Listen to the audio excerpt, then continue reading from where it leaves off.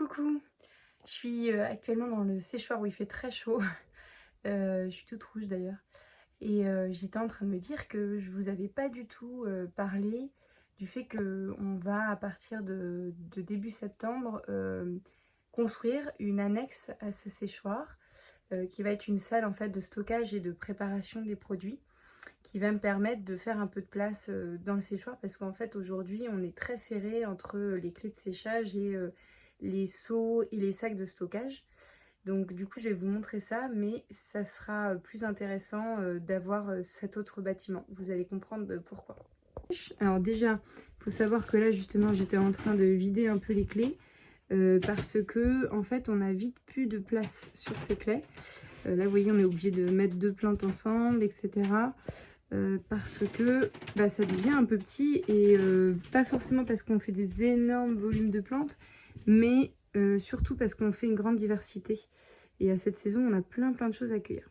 Puis il y a autre chose que vous pouvez voir, c'est donc tout dans le fond, là, c'est les seaux de stockage, plus tous ceux qui sont ici.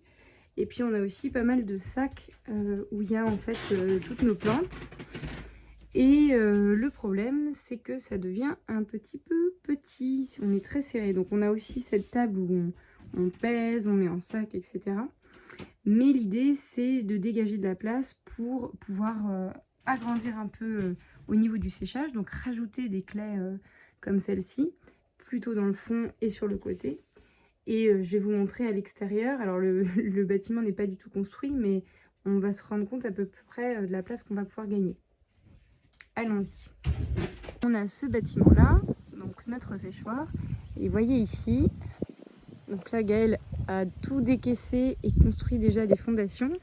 Donc ça va être un bâtiment exactement comme celui-ci. Hein. Donc vous voyez là, comme il a aussi enlevé le bardage, on voit à peu près comment c'est fait. Donc on fait à chaque fois des plots en béton, tout simple, avec ses pieds.